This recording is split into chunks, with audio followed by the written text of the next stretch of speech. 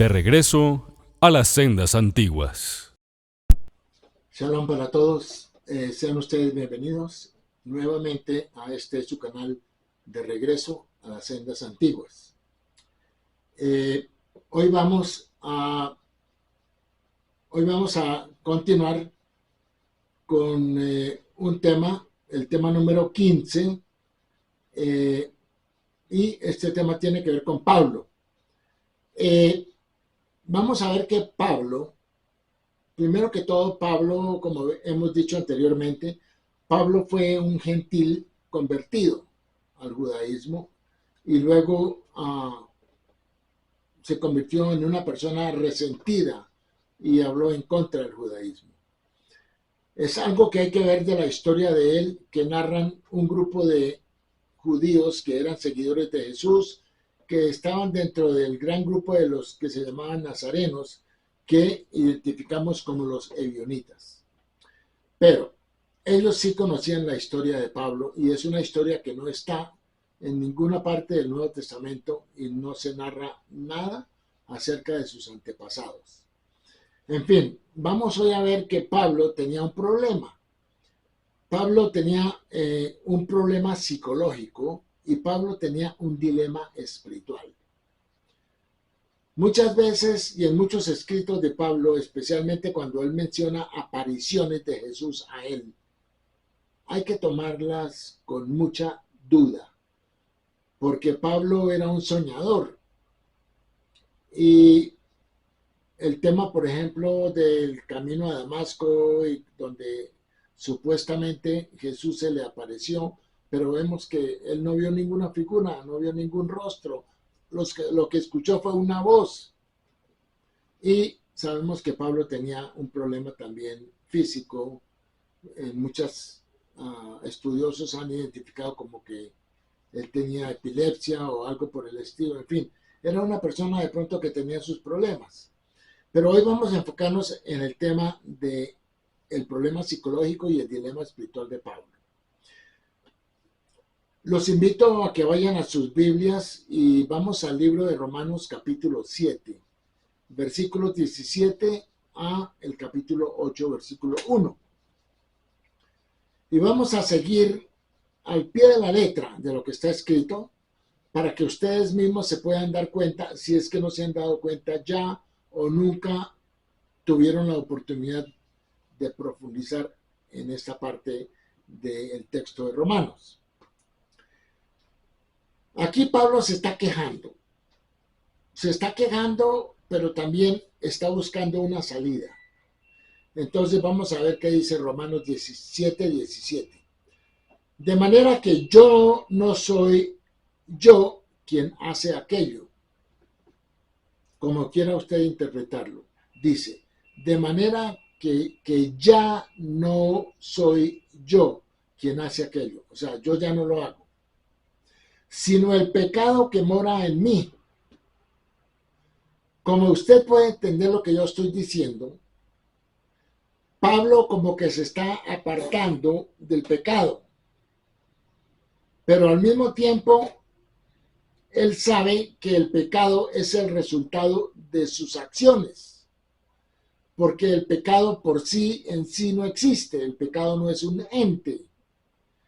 Al pecado se le da vida a través de las acciones que el ser humano concibe en su mente y las lleva a la realidad. En ese momento, si es algo que va en contra de la ley, de los mandamientos, eso se convierte en un pecado. El pecado es la transgresión de la Torá, de la ley de Dios. Entonces aquí Pablo dice, de manera que ya no soy yo quien hace aquello. Entonces, ¿quién lo hace? Si no es él, entonces ¿quién? Entonces dice, sino el pecado que mora en mí.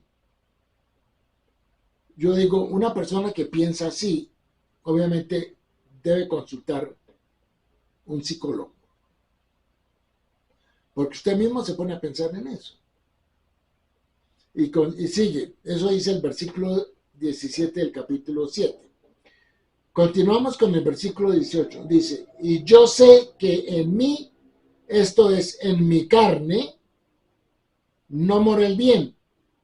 Entonces, él sabe que él dijo eso porque él le está echando la culpa a su cuerpo.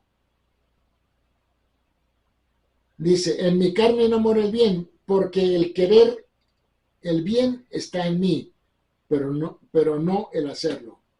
¿Qué está diciendo Pablo? Yo quiero hacer el bien, pero, pero no termino no haciéndolo. ¿Por qué?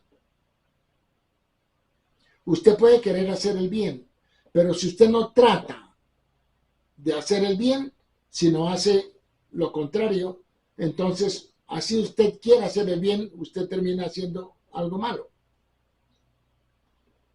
Pero la persona que toma esa decisión es usted mismo, en este caso es Pablo. Continuamos, versículo 19. Porque no hago el bien que quiero, sino el mal que no quiero, eso hago. Entonces vamos a repetir. Yo quiero hacer el bien, pero termino haciendo el mal. Entonces, él sí reconoce que él es el que hace, porque dice, no hago el bien que quiero. O sea que él reconoce que está dentro de sus capacidades de hacer el bien, sino el mal que no quiero, eso hago. Entonces, luego dice en el versículo 20, y si hago lo que no quiero, ya no lo hago yo, sino el pecado que mora en mí. Obviamente, este señor tenía un gran problema. Tenía un dilema espiritual, pero también tenía un problema psicológico. Porque dice, y si hago lo que no quiero, ya no lo hago yo, sino el pecado que mora en mí. Le está echando la culpa al pecado. Pero usted, ¿cómo le puede echar la culpa al pecado si usted fue el que lo propició? Esa es la parte no entendible de Pablo. Muchas personas pasan por encima de esto y no se dan cuenta del trasfondo. Y el trasfondo aquí es que Pablo está mostrando de que él no puede dominar, no puede controlar sus emociones, no puede controlar sus actos, porque así él quiere hacer el bien, él termina haciendo el mal. Pero él mismo está en la capacidad de controlarlo, pero él no lo hace. ¿Por qué no lo hace? Porque él le echa la culpa al pecado. ¿Cómo usted le echa la culpa al pecado si el pecado fue el producto de sus acciones? Versículo 21. Así que queriendo yo hacer el bien, hallo esta ley, que el mal está en mí. Porque según el hombre interior me deleito en la ley de Dios, pero veo otra ley en mis miembros que se revela contra la ley de mi mente y que me lleva cautivo a la ley del pecado que está en mis miembros. Luego mentalmente él sabe que la ley es buena, pero no la obedece. Entonces le echa la culpa a su parte física. O sea, no puede controlar sus acciones, no puede controlar sus deseos, no puede controlar sus emociones. ¿Cómo una persona como Pablo le puede enseñar a usted o darle enseñanzas de temas espirituales cuando es una persona que ni siquiera puede controlar sus mismos actos? Eso es lo que tenemos acá. Bueno, entonces dice que pero veo otra ley en mis miembros que se revela contra la ley de mi mente y me lleva cautivo a la ley del pecado que está en mis miembros. Él dice la ley del pecado cuando él sabe que él cometió un pecado, pero ley del pecado no hay. O usted obedece la ley o no la obedece, la desobedece. Entonces, pero ley del pecado no hay. Bueno, entonces, ¿qué dice? Miserable de mí, ¿quién me librará de este cuerpo de muerte? Él se siente aprisionado en el cuerpo. Ojo con esto.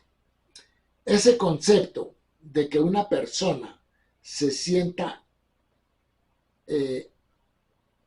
dentro de un cuerpo que no puede controlar, eso es un concepto gnóstico, digo gnóstico. El gnosticismo hay muchas clases de gnosticismo, pero el gnosticismo paulino es un gnosticismo dualista. La lucha entre el cuerpo y el espíritu, concepto dualista. No hay ninguna lucha. Si usted quiere controlar sus emociones, usted lo puede hacer. Si usted tiene y si usted adopta ese criterio. Dios nos dijo a todos los seres humanos que el ser humano puede controlar el pecado, puede controlar los mandamientos, puede controlar sus deseos. Usted puede ir al capítulo 4, versículos 6 y 7 de Génesis, donde Dios le está diciendo a Caín que estaba pensando matar a su hermano Abel. Dios le dice, tenga cuidado, porque el pecado está a la puerta. O sea, si él sigue con sus intenciones de matar a su hermano, él va a cometer un pecado. Y Dios le dijo a Caín, tenga cuidado, el pecado está ahí, pero usted lo puede dominar. Si Dios le dijo eso a Caín, apenas comenzando la escritura en el versículo 4 del libro de Génesis, pues es obvio que el ser humano puede dominar el pecado. Pero esa no es la única parte. Usted puede ir a Deuteronomio capítulo 30, versículos 11 al 14, y Dios le dice, los mandamientos no están lejos en el cielo, ni en el mar, ni lejos de usted, para que los cumpla. Dice, están muy cerca, están en su boca y en su corazón, para que los cumpla. Si Dios dice para que los cumpla, es porque el ser humano los puede cumplir. Pero Pablo enseñó, y esto es parte de su problema personal, le enseñó a la gente que los mandamientos ya no estaban vigentes, que el ser humano se podía salvar por creer en Jesús, etcétera, etcétera, porque él no quería cargar con la culpa de su desobediencia. Eso es lo que tenemos acá. Entonces dice acá, por eso es que aquí él dice lo siguiente, gracias doy, versículo 25, gracias doy a Dios por Jesucristo, Señor nuestro. Así que yo mismo con la mente sirvo la ley de Dios, mas con la carne a la ley del pecado. ¿Por qué le da gracias a Jesucristo? Le da gracias a Dios por Jesucristo. ¿Por qué? Porque él escogió la figura de Jesucristo, para que se hiciera cargo de sus pecados y él seguir pecando. Y esa es una de las nociones del cristianismo, que ya los mandamientos no están vigentes, que usted tiene que creer en Jesús para ser salvo. Pero entonces, ¿cuáles son sus méritos para ser salvo? Si usted ni siquiera trató de guardar mandamientos, no hay ningún mérito. Y eso no es lo que enseña la Biblia hebrea. Dios nos dijo, ahí tiene unas instrucciones que están en la Torá, usted debe obedecerlas, esos son los mandamientos. Y hay mandamientos para hombres, para mujeres, para sacerdotes, para diferentes clases de personas. Y cada cual asume su compromiso. Pero el cristianismo dejó eso de lado, por las enseñanzas de Pablo. Bueno, entonces decimos que el ser demasiado humano no significa que tiene que ser esclavo del pecado. Nadie es esclavo del pecado, porque a usted nadie lo obliga a pecar. Usted escoge si quiere hacer una cosa o no. Eso se llama libre albedrío. Todos los seres humanos tienen libre albedrío. Entonces, es su decisión. Dios nos creó con la capacidad de elegir, ya sea obedecer o desobedecer.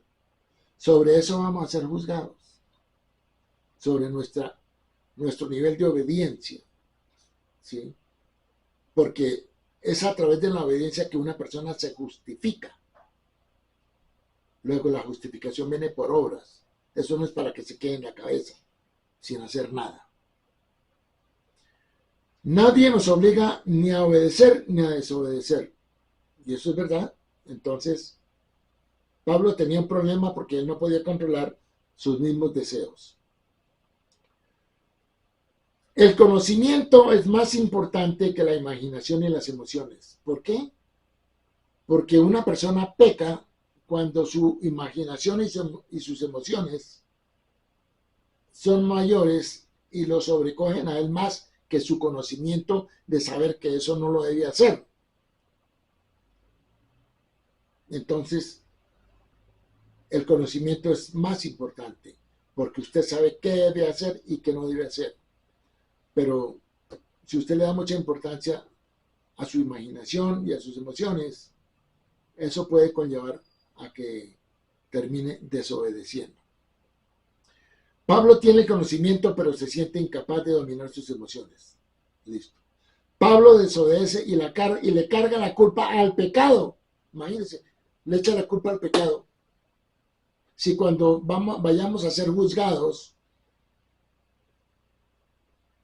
el pecado no va a asumir el castigo, lo voy a asumir yo o la persona que haya infringido la ley. Entonces, el pecado es el resultado de una mala acción en contra de los mandamientos que Dios nos dejó. Entonces, Pablo desobedece y le carga la culpa al pecado para librarse de la carga de la culpa, siendo que el pecado es el resultado de su propia decisión. El ser humano es quien produce el pecado al llevarlo al hecho consumado. Ya vimos que el ser humano fue creado con la capacidad de dominar el pecado, como ya lo dije anteriormente en el caso que tenemos en Génesis capítulo 4, versículos 6 al 7, cuando Dios le habla a Caín y le dice, usted puede dominar el pecado. Pablo muestra aquí sufrir un dualismo psicológico y una ambivalencia espiritual. ¿Cuál es el dualismo? Él asume que hay una lucha entre su cuerpo y sus deseos, pero también está la ley. Y él asume esta lucha y eso representa un dualismo psicológico porque él no puede lidiar, no puede dominar, realmente no hay una lucha. El ser humano puede completamente, fácilmente decir no o decir sí. Así de fácil es. Pero él lo tomó como una lucha. Esa lucha es parte de las enseñanzas gnósticas. Y eso fue lo que Pablo trajo al cristianismo. Y es obvio que Pablo enseñó cosas diferentes a las que enseñó Jesús. Pablo nunca mencionó las enseñanzas de Jesús. Pablo nunca conoció a Jesús. Él fue un autodenominado apóstol. A él nadie lo nombró apóstol. Entonces, esta situación de Pablo es contrario a lo que el fariseísmo y la Torá enseñan.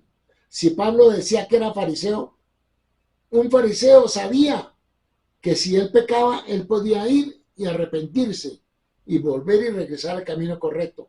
Pero él ni siquiera habla de arrepentimiento. Entonces, no era ningún fariseo. El fariseo sabe cómo regresar al camino correcto cuando se sale, se desvía a la derecha o a la izquierda, peca. Pero Pablo no menciona el arrepentimiento. Entonces, esto desvirtúa su reclamo de que él era fariseo. Y él no era fariseo, nunca lo fue. Ahora, es extraño, como ya lo repetí, las demandas de la ley no van más allá de la capacidad del ser humano para cumplirlas. Dios no nos iba a dar mandamientos que no podamos cumplir. Sería de un Dios injusto, y Dios no es injusto. Extraño que Pablo se considerara un fariseo, ya que el fariseísmo enseña que existe la posibilidad de arrepentimiento y perdón. Algo que Pablo omite en sus enseñanzas y que Dios ha provisto para el ser humano. Eso queda muy claro. Este pasaje muestra la situación de Pablo, que intentó y falló en su deseo de ser considerado un judío fariseo. Pues no lo pudo ser. Romanos 8:1 muestra que en su afán de buscar un Salvador que se hiciera cargo de su culpa y pecado, viene a crear un Cristo redentor que antes no lo había, que logró cautivar la mente de las masas, de la gente, de la gente que no tenía educación, de la gente pobre, que buscaban una salvación suave, liviana, light. pero que va en contra de las enseñanzas de Jesús, como él dijo en Mateo 16, versículos 16 al 19. Un joven rico le pregunta, maestro, ¿qué tengo que hacer para tener la vida eterna? Y él le dice, guarda los mandamientos. ¿Cuáles? Y Jesús le repite algunos de los mandamientos. Eso lo dijo Jesús, pero Pablo dijo lo contrario, que no había que guardar mandamientos. Entonces, aquí vemos que realmente Pablo sí tenía un problema psicológico y un dilema espiritual. Bueno, espero que esto les haya traído algo nuevo, pero hay que ver las escrituras y las enseñanzas de Pablo así, hay que mirarlas y hay que leer entre líneas. No se puede leer como leer un libro común y corriente, una historia, pero muchas de las enseñanzas de Pablo van en contra de las enseñanzas de la Biblia hebrea. Entonces, por eso nosotros dentro del judaísmo rechazamos a Pablo y rechazamos las enseñanzas de Pablo. Y en general rechazamos todo el Nuevo Testamento porque todo el Nuevo Testamento está permeado de este tipo de enseñanzas. Así que yo los dejo por ahora y estudien, pregunten. Gracias, muchas gracias por sus comentarios y estaremos pendientes de podernos comunicar en otra oportunidad. Shalom.